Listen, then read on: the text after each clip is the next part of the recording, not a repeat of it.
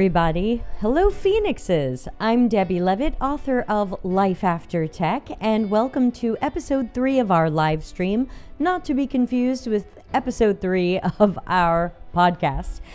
So today we're going to look at an article that I published recently. I'll be reading it out loud for delivery, voice acting, and accessibility. And I will happily take your questions, your comments, your thoughts. We'll turn it into a little bit of a discussion if there's anybody here live. I am broadcasting to YouTube and Twitch as Your Life After Tech, and also to LinkedIn. So let's jump right in with the article. You can find the article as well. It is on Medium and on my Life After Tech LinkedIn newsletter. Please subscribe to one or both of those. And it is called Who Will Be the Last Tech Worker with a Job? It's something I'm calling the Multicorn. It's not enough to be a unicorn anymore. And I should point out that this is opinion and prediction. So you might be like, hey, prove this with data. Hey, I can't totally prove this with data. This is opinion and prediction. You are welcome to see something different, and you are welcome to have a different opinion. But hey, let's talk about it. Put stuff into the chat, and I would like to see what you think. So I'm going to flip over to my screen, and I will start reading out the article. And I hope it makes you think, if nothing else, even if you disagree with me. So here we go. Who will be the last tech worker with a job? The Multicorn. I see every industry and role scrambling right now. They want to be considered high value, unlayoffable, the humans you still need, and better than AI.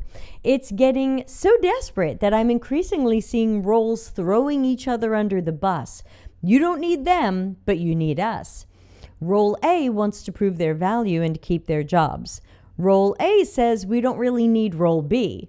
Role A claims that they can do Role B's work. We supposedly don't need Role B, but we need their work done. Role A hopes to be the last tech worker with a job. Role A can make their own jobs awful and impossible by taking on their own work and taking on work from a job they're probably not good at. It's an ugly game, and I'm not sure anybody wins. Role A wants to be what I call the Multicorn. Trademark symbol. Why not? It's not enough to be a unicorn anymore. You have to be multiple unicorns. You want to prove that you're great at content, writing, research, data analysis, information architecture, interaction design, visual design and branding, front-end coding, back-end coding, product strategy, and more. Researchers are trying to design. Designers are trying to write and research. Everybody wants to strategize and make the roadmap. Product managers are trying to write, research, and design. Everybody wonders, if they could also code, could they be the last tech worker with a job? People who used to spend thousands of dollars with NNG or Pragmatic are now spending thousands on online courses teaching them product sense, whatever that is, and how to be an AI product manager. I'm not sure if that's a PM using more AI, if it's a PM for AI products, or both. But these courses can sound attractive in a world where everybody scrambles to be the last unlayoffable multicorn. Who will be the last tech worker with a job? Product, UX, engineer, someone else? Let's dive in. UX could be the multicorn, the last tech worker with a job, but UX is already in a very disempowered place. We in UX didn't speak out enough against the things that created poor outputs, poor outcomes, poor working conditions, and other evil. We didn't leave a bad review for that endlessly shitty book that was the opposite of customer-centric. And when non-UXers found that book and didn't see enough of us speaking out against it, they figured that's how you do UX. Social media is full of articles and posts telling us that we have to save our job or our industry by being more strategic, doing more critical thinking, and proving our value. These posts blame you for where we are. Evidently, you had endless support, budget, time, and autonomy, and you've just been doing it all wrong. You didn't speak the business's language. It's very late for that message, considering how everybody was gaslit by years and years of the previous trendy messages like, have everybody on your team do design thinking, everybody's a designer, and teach everybody what you do so they'll really value design. Newsflash, if you teach that what you do is quickly and easily learned, you can help devalue it. I wish UXers could be the Multicorn, shepherding the future AI that tries to do everybody's jobs, but my prediction is that it's another role. Product managers love to tell me that they are strategic. They have the ideas. They have the solutions. Designers should just make the screens that PMs imagine because PMs know the most, they're in charge here, and they will solve the problems. Yet, they are mostly order takers whose jobs are being moved or cut. They're fighting about who they are, their role in a company, and what they do or don't do. We have such high levels of product failure that prominent voices teach that you want failure, and high failure rates are good strategy. Newsflash, high failure rates are not good product management or strategy. Product managers' main course of action has been to announce that they do everything, hoping that'll let them be the last tech worker with a job. They'll be the UX researcher, the UX designer, the UX writer, the project manager, the business analyst, some sort of product strategist, and maybe they'll learn to code. But this hasn't solved their problems either. It's only made them overspend on courses while burning out and scrambling to be the last tech worker with a job. In the age of AI, what does the Multicorn do? This image is a screenshot of a conference presentation that I'll explain now. The above screenshot shows Claire Vaux, Launch Darkly's CPO, speaking at the 2024 Figma conference. The slide shows that a team of one product manager, 5 to 10 software engineers, 1 to 2 UX designers, 1 data analyst, and 1 engineering manager might, in the future, just be you, the product manager. In the AI age, the Multicorn would need to be able to prompt AI to do work in multiple areas: content, writing, research, data analysis, information architecture, interaction design, visual design and branding, front-end coding, back-end coding, and more. The Multicorn would need to be good enough at all of these areas to know when AI gives them something false, the wrong solution, or overly derivative, since AI is rehashing what already exists based on its training. I also think about how many people should be on a cross-functional team if you want work done well, if we had high-quality standards and truly cared about outputs and outcomes, if you didn't want UX to be a bottleneck. That would be 1 product manager, 1 data analyst, 10 engineers and their lead or manager, 1 CX strategist or service designer, 2 UX designers, 1 is a lead, 3 UX researchers, 1 is a lead, 1 UX writer, and 1 visual brand design system designer would probably be part-time, a shared resource across a few teams.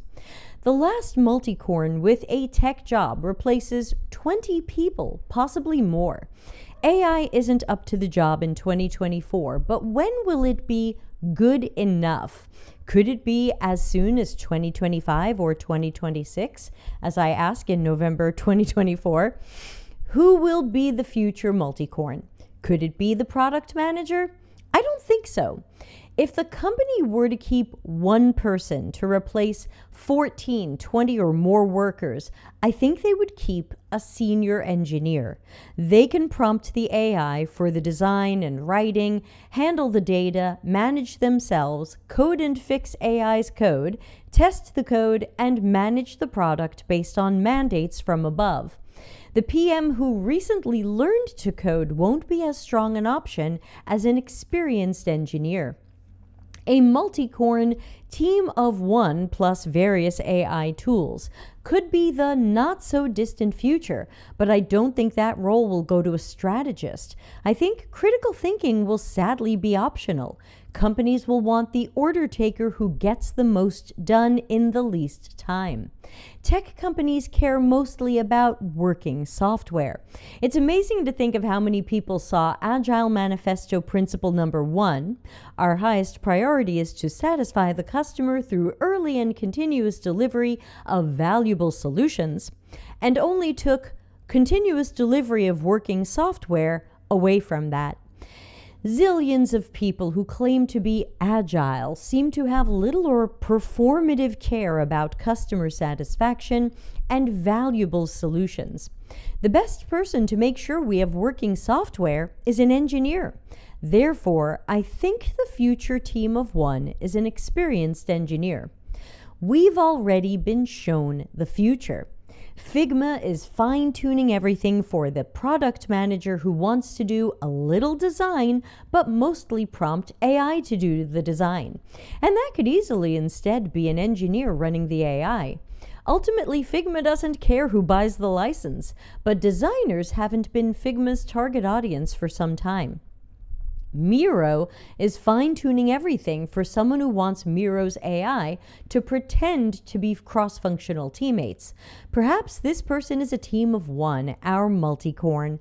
The following October 2024 screenshot shows Miro's new AI acting as an agile coach to give you feedback on the content of your sticky notes. They call them AI sidekicks and seem to have started with AI agile coaches and product leaders. The screenshot shows AI being activated on a sticky note. It says, Agile Coach provides expert advice trained on the work of tech industry thought leaders. I wonder if that awkwardly written blurb came from a person or AI. Congrats, thought leaders. AI read your books and articles and will now pretend to be you, making suggestions on product roadmaps, ideas, and plans. Miro is also starting to offer AI-powered prototyping, also aimed at product managers. Here's a sentence from their Innovation Workspace announcement. Quote, your product manager can build a custom AI action shortcut to trigger turning user research questions into a full interview script with a single click. No coding ability required. End quote. Can you imagine being a researcher or designer at Miro and watching them undo your entire industry with AI features for product managers? I can't. What about all of the AI startups that plan to be your coworkers or replace you in the near future? Then my image on the screen is Y Combinator's 2024 market map, which is mostly AI startups, many of them in content, research, dev, data analytics and optimization, sales, and some workflow optimization. At this point, it's unhealthy to imagine or say that your job is safe, or that AI can't or won't take your job, or that insert human action or emotion here is so important to your job that AI can't do your job without you. Figma and Miro already disagree. AI can do these jobs without the people they were trained and modeled on. Hey, LinkedIn, thanks for watching. Let's see your comments and questions. But remember, the argument that AI can't do your job without you or you're better than AI at your job, that argument only works if your company cares about quality. If your company mostly cares about deadlines, money spent, money saved, and profits, then your company might not care that AI doesn't do your work that well yet. So what's your plan? Most people I speak to are waiting. They're waiting for things to turn around. They expect companies who gleefully laid people off, saw their stock price rise, and managed to maintain good revenue and profits to suddenly believe they need lots of people to come back and at their old salaries. Some jobs have come back, but have you seen these salaries? I've recently interviewed for senior level UX researcher jobs paying as low as $37.50 per hour. Before 2024, the least I had been paid as a senior UXer was $40 per hour, and that was in 2012. We seem to be moving backwards, especially if the company needs you in an expensive city, and especially if they expect you to move there at your expense.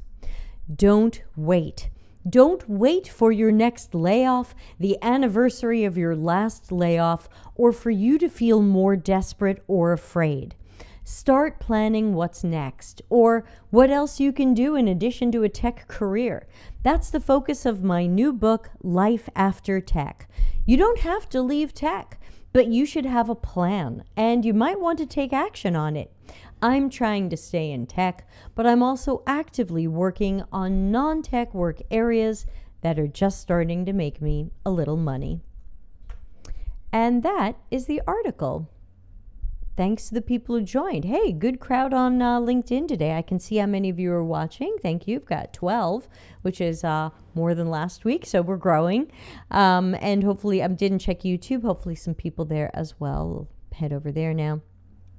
If you have any comments or questions, you can put them in the chat. You can put them even in we're on Twitch as well, right? Yeah. Your Life After Tech. And please subscribe over on YouTube or Twitch. Sometimes the stream ends on LinkedIn and it's out of my control. So I'd love to see more subscribers here, and also joining our free Discord community. We've got lots of resources, so if you head to the QR code should be lifeaftertech.info, and there's a resources page with all of the free things that we offer, as well as a couple of non-free things like the book and my coaching. But we've got lots of free resources as well. So if anybody has any thoughts, questions, comments, disagreements, please leave them now. Otherwise, we're counting down the time to when this little webinar and live stream ends. And I will be back streaming on Life After Tech Wednesday. Usually every Wednesday I do my live Ask Me Anything and stuff like that, which you can also send to ahead of time at lifeaftertech.info on the resources page. Hi, Ana Lucia. Always good to see you. Ana Lucia says, to be honest, I think this is a ticking time bomb. Over-relying on AI will end up giving them headaches. I'm just not sure when it will happen. You know, I keep hearing things like that, and my gut feeling is I don't think AI is going to be the time bomb. People keep saying to me, where is AI's crash the plane moment? And when AI crashes the plane, then people will stop using it, right? And we'll all get hired back. And I don't think so. Could it happen? It could happen, but my prediction is that it won't happen. And I could be wrong, and I'd like to be wrong, but I predict that we're not going to see the time bomb or the AI crashes the plane. I don't think we're going to see those moments. There's definitely going to be exploding bombs and crashed planes, figuratively and possibly literally, but I don't think people are going to stop investing in AI. I don't think they're going to stop moving work tasks or entire jobs to AI. I think the siren song of how inexpensive they think AI is. Monica, we'll get to Monica's comment in a moment. Monica was saying this last week on the show. Thank you, Monica. So as I was saying, to respond to Ana Lucia, I think that we're going to see a lot of AI cringe and unpleasant and disaster moments, and we've already seen a bunch, and I think we're going to see more, but I'm not seeing that slow down companies' adoption of it. They still seem very excited about where it's going, and I think that when the bomb goes off or the plane crashes, someone will apologize and say, well, AI is always getting better, so we assume the next version will be better. That's just my prediction, and I'd love to be wrong. So let's come on back in a few months and tell old me that I was wrong, right? Monica says, good news. My request to add your book, Life After Tech, to my local library was successful. I encourage all of you to request it at your local library. That's right. You can buy my book. You can listen to the audiobook. You can get the digital version, which is less expensive. All of this are on the lifeaftertech.info site if you click book. Or you can go to your library. You can also request it through bookstores. You can let them know that the book is set up on Ingram Spark, or sometimes you don't have to tell them that. They just search Ingram Spark since it's a main distributor. And they get to buy the book at a great, great discount and add it to the library. So yeah, I remember people did that with my Customers Know You Suck book as well. So thank you, Monica, for adding my book to your library. Ana Lucia says, AI is great. I'm not against it, but people are over relying on it. It's still not ready for things like that. People are using it for too many things and not even using their brains, in my humble opinion. Look, I agree with you. You know that there are a few AI systems I like and many AI systems I don't like, and that I'm generally wary and nervous. I'm trying to be very careful about how I use it. I read terms and conditions. If it looks like it's going to train on my stuff or absorb my stuff or do things I don't want, I'm not using those companies, or I'm leaving those companies, or I'm opting out, hopefully before I'm opted in. So I think that, AI is not always great. I don't think we can even say AI is great, because Ana Lucia, your previous comment was it's a ticking time bomb. So I think it's great in places and it's a ticking time bomb in other places, but I'm still predicting that companies are not going to reduce their interest in it, their investments in it, and their reliance on it. I10 says, your book is probably still in my old workplace. Haha, hope they flip through it now and then. Yeah, that's probably the Customers Know You Suck one. Thanks for leaving them that. They probably need it. As many workplaces do, not singling out any particular one. But yeah, ultimately, I think that a lot of the large cross-functional teams that some of us are on now, I think we're going to see at a slow or medium pace those teams getting smaller, because someone's going to say, well, we don't need the UX designer. We have this AI that can do the design. And, we don't need the UX researcher, because maybe the product manager can talk to people and the AI will do some of this research. The AI will write the research or pretend to be the users. We just have to ask the AI what people want. And we're already seeing these systems existing, and so we can't be like, whoa, that's ridiculous. That'll never happen. We already see these companies selling that product. So these things are out there. And then you have companies like Figma and Miro, which are very popular companies, introducing tools that seem very clearly designed to replace people, like Miro's AI sidekicks that are currently pretending to be an agile coach and, interestingly enough, a product leader. So if Miro's design AI is aimed at product managers and your other AI is aimed at being a product leader, then maybe eventually you don't need the product manager or the product leader. Who do you need? That's the question. Ana Lucia says, I think people are expecting AI to be the best thing ever and outcome will be mediocre. Hopefully companies won't accept mediocrity as a standard. I don't think AI itself is bad. How people use it or abuse it is bad. Sure. But then, again, how much of this is or feels in our control? So that's the problem. And that's why a lot of people say to me, look, AI is not going to take my job because AI doesn't do my job well. AI can't be a UX researcher and strategist. And I go, yeah, but when's the last time that mattered?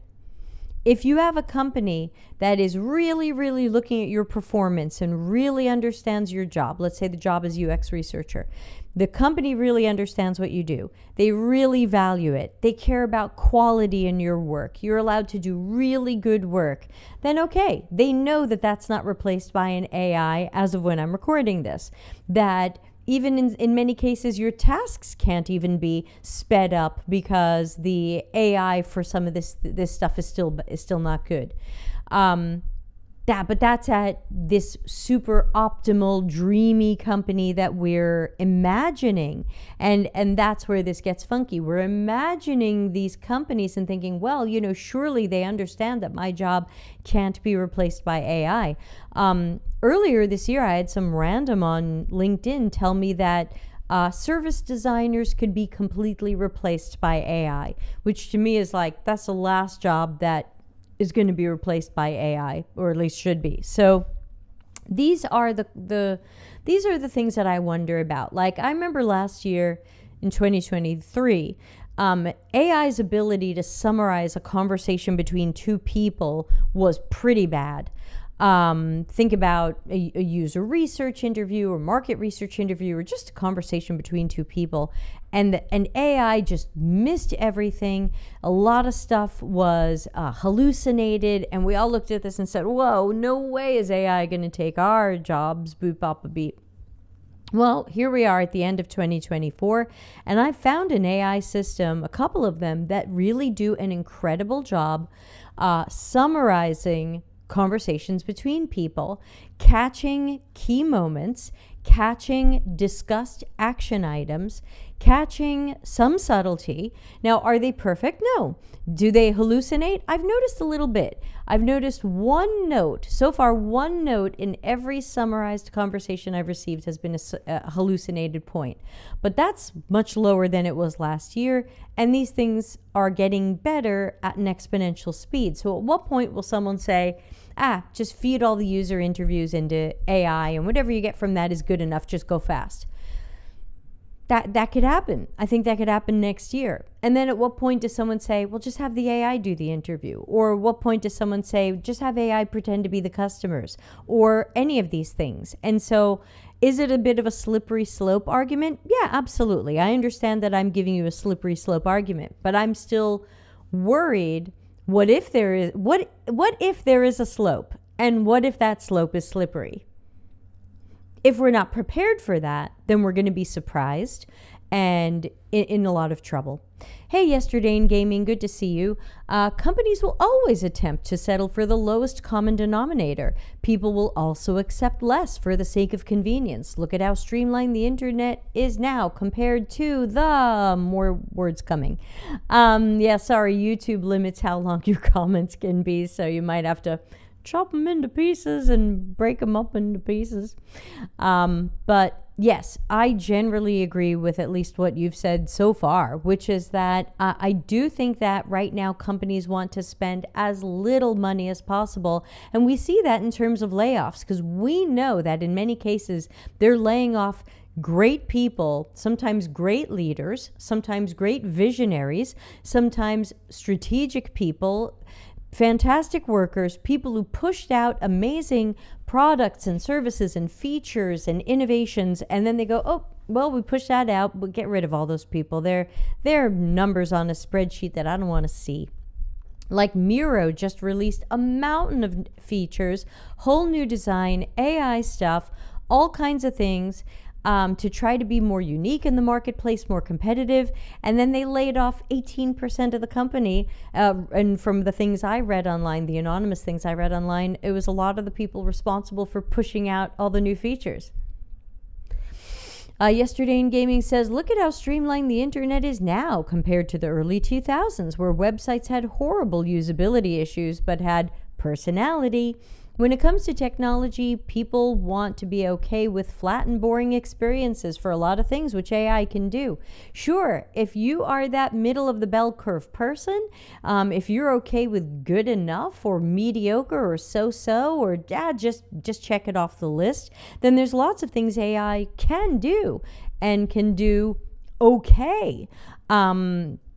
And if it's not doing it okay now, it'll do it better next year, like what I've noticed with summarizing conversations.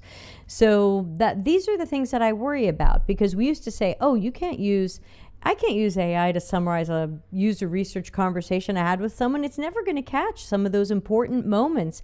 Now it's catching some of the important moments, and the hallucinations are much fewer. So then the argument of AI can't do this work is a weaker argument. It's not a zero argument. You can make some argument there, and it depends which AI system you're using.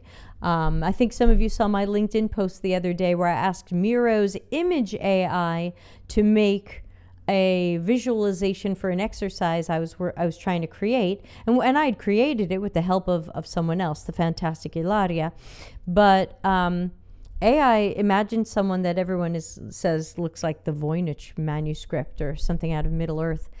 Ana Lucia says the reason behind this AI over-reliance and layoffs is it's simply greed. They want to lower costs and keep the profits in their own pockets. Totally agree, but it means it's a running train that's hard for us to stop. It's hard for us to be like, don't be so greedy, hire good people. Yesterday in Gaming says, I look at how all of the tech companies want to emulate each other and stakeholders want to copy what this other successful company is doing well. AI is fantastic at copying and pasting. That's right. I've also made the same point. Great point. And I agree. I've said it before as well, where if you are okay with mediocre, if you are okay with not innovating, if you are okay with just rehashing what the AI's already been trained to do and know, sure, put that out there. But let's not pretend you're innovative. Let's not pretend you've invented something. Ana Lucia says, it makes me so angry whenever I hear a layoff and then a news article comes up about how the CEO just got a millionaire raise. Yeah, I tend to feel angry when I see a layoff and then the jobs are open on LinkedIn, very often for a lot less than the laid off people were paid. So we get it. We see what you're doing here. You're not fooling anyone. I always get angry when someone announces a big AI product and then lays off people, especially the people who made them the AI product, as if they now don't need those people. So I think in general, I'm angry about layoffs. I think many of them have been unnecessary. I don't think companies are cutting unnecessary people. I don't think companies are cutting bottom performers. But all of the layoffs and the uncertainty have led a lot of people to wonder who will be the last person standing, which is why I wrote my article and I invented the Multicorn, because I think we are headed towards smaller teams. I think the first people we're going to see hired less are going to be designers, because I think once companies have a design system, they're going to feel like just feed that into the AI and someone else will make the designs. So I think we're going to unfortunately see design jobs reduced. Again, this is my prediction. I can't prove it. I can't guarantee it. I hope to be wrong, but I think designers, especially more visual designers, will be cut once the design system is made. And if AI makes a great design system, then maybe the designers aren't hired at all. Someone I saw on LinkedIn was watching, was it Miro's? I think it was Miro's event a few weeks ago, and I'm paraphrasing, but they basically came out and made it sound like designers are annoying people to work with, so just use Miro's AI. Says Monica. Ana Lucia says, if people stop speaking up, no one will be standing. I think they stopped speaking up a while ago, and I understand that. I understand that a lot of people weren't speaking up to begin with for what at the time were bad reasons, and now they're not speaking up because they don't want to be the next to be laid off. I remember there was a survey either early this year or sometime last year, and I think it was 43% of UX designers believed they had been laid off or marked for layoffs because they had spoken out about something in the past. So I think that is I think it's hard for, I'm still promoting people to speak up, but in a measured way. Like, you can't just go running around the office yelling. We have to focus on quality. Over on the CX-CC channel, go check out episode 251 about shifting conversations to quality. No one cares about UX isn't UI. No one wants to hear you fighting about design thinking. No one wants to hear how important your job is. Just go talk about quality. If quality matters, then we don't use bad AI. We don't hire people who are bad at the work. There's a whole bunch of different things that happen when companies invest in quality. But if companies don't invest in quality, then it's very hard to say, you need to hire Debbie, you need to hire whoever, because we're good enough. And that's just it. It's just, I think in my Customers Know You Suck book, I think I just called it like a loop of mediocrity. And if your company's happy with a loop of mediocrity, you don't need consultants, you don't need experts, you don't need strategists, you don't need critical thinkers, you don't need a lot of people that before this or last year or whatever were so crucial at companies. They used to pay top dollar for these people to come and stay and fix things and strategize and predict the future or create the future. And now people are like, whoa, that's a lot of money. What can we get for a third of that? Or ask AI what we should do. Ana Lucia says, do you want a new book? AI will write it for you. Do you want a new game? AI will do it for you. Yeah, exactly. So there's a lot of, I'm not the only person asking questions like what jobs are going to be left. I don't know. I don't know what jobs are going to be left. I only know that things seem to be moving in a non-human direction and that workplaces seem to be increasingly toxic. Another reason why I'm moving a little bit into more coaching of people. So please check out deltacx.coach. Plug. Thank you everybody for this great discussion. We're at over 36 minutes, so probably best to wrap up so it doesn't turn into too long of a video. But I wanted to make sure that we got through the article and that we have a plan. That's the bottom line. You don't know which tech job is going to be your last. I don't know if my last tech job is in the future, and I don't know if my last tech job is the one that ended this year. I don't know. So I've been planning what I'm going to do next, and now I've been taking action. And I think that's just the healthiest thing for everybody. Plan something, take action if you're ready. Don't take action if you're not ready, but have a plan.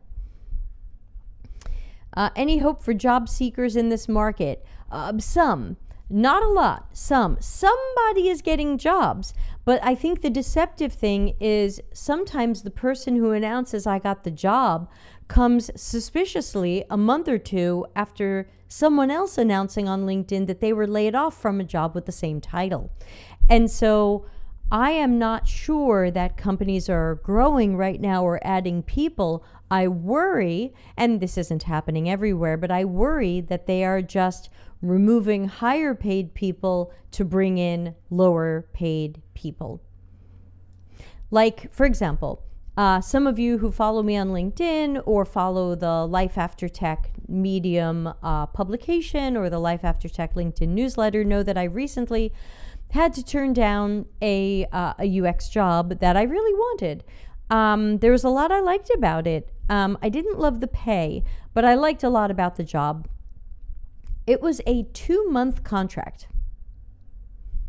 I've worked in this business a very long time, and I have never been offered a 2-month contract. That is really short. Now, they said there was a possibility of it being renewed after 2 months, but that is really short.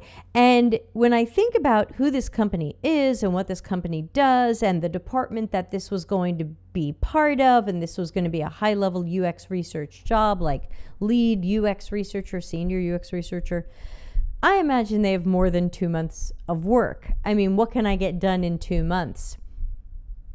2 studies? 3 studies? Especially if they want quality and if they want generative, it's not going to be a study a week. If you want quality and generative, each of these studies takes weeks, and it sounded like I was going to be a team of 1, so that's going to have to go fast. So they have more than 2 months of work, but yet it was a 2-month contract, and they made it sound like when that renews, maybe it's like 3 months, like it goes by quarters. It didn't sound like, oh, if we like you for 2 months, we'll offer you a year contract. It sounded like every 3 months they decide if they're keeping you. And I think we're going to see a lot more of that. Again, I can't prove that. There's no facts. That's my prediction. My prediction is that we're going to see lower paying, more temporary jobs so that companies can pay you less and get rid of you more easily, or have people come and go as the companies decide they need humans.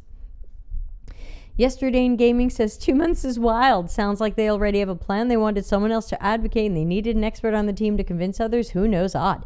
Yeah, it sounded like they needed some research done, and they need people. But I realized for how low the pay was, I just couldn't say yes. Even though there was a lot I liked about it, it looked like I might even lose money working there. So that really didn't make sense. I was trying to make some money. There was another job that I was a finalist for but not selected, and that was a 3-month contract. It's very strange. And I don't mind contracting, and I don't mind short-term jobs, and I don't mind things ending. So this doesn't bother me that much, but I've never seen so few longer-term jobs and so many very short-term jobs. Even when I did a lot of contracting some years ago before the pandemic, a lot of my contracts were 6 months, 9 months, 1 year. I worked at Macy's for 2 years, and that was on a contract. So I'm used to seeing contracts that are 6 months, a year, and with the possibility of renewal. And this was 2 months with the possibility to get another 3 months, and then who knows after that. And I was like, wow, these are really short episodes. Monica says, I heard someone call it fractional designer. Yeah, I think fractional is a word we're going to see more, but it's a little bit Princess Bride. Like, this does not mean what you think it means. Fractional originally had, I think, a meaning that made more sense. But now I think people are just going to use it as the term for freelancer. Because ultimately, if a lot of our work is freelance or contract or even full-time jobs, I think are going to feel more freelancey, contracty. Because if they can hire you and then 6 months later or a year later or whatever, a few months later, lay you off, it kind of feels like it was a short contract or a freelance gig. So I think people have to be more ready to consider these short contracts, which means doing better math and spreadsheets around your budget to make sure that you don't take a job where you're going to feel like you're losing money. Like I had to say no to the 2-month contract because when I did the spreadsheet, and you can read my article about it if you want, I realized I was probably going to lose money doing the job, or maybe walk away with a few $1,000s. And it just seemed like 10 weeks away from home to maybe put a few $1,000s in the bank, plus all the trouble it was going to add, it didn't pay off in the end. Normally I get double what that company was offering me. At a rate of double, it could have been worth the trouble. It could have been worth having that money in the bank. So I don't care if they want to call it fractional or contract or freelance or agency or consulting or whatever. I am very not caught up on titles and whatever. I would just love to do some work that puts a reasonable amount of money in the bank and doesn't end up in the negative. I'm too old to go into debt to do someone's work, like I did in 2011. So with that, we'll try again almost 10 minutes later to wrap up. But yeah, these conversations are great. And remember, I'm live every Wednesday at 8 p.m. Italy time. Check your clocks.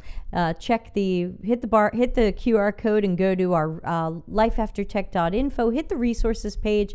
Join us, follow us, join the Discord community. I would love to see more people there and be active there. You're anonymous. Go ahead, say what's on your mind. This is my space, and my space is for you. Not my space, but this is Debbie Levitt's space. I have no sponsors. We have no butts to kiss. You can be anonymous, and you can swear, and you can pour your heart out, and you can say what you want. So come on over to the Life After Tech Discord. We want to see you there. So otherwise, keep those questions coming. Send them over for the Wednesday night Ask Me Anything, and hopefully I'll see everybody then. Have a great rest of your Monday, and catch you soon. Bye. It's whatever,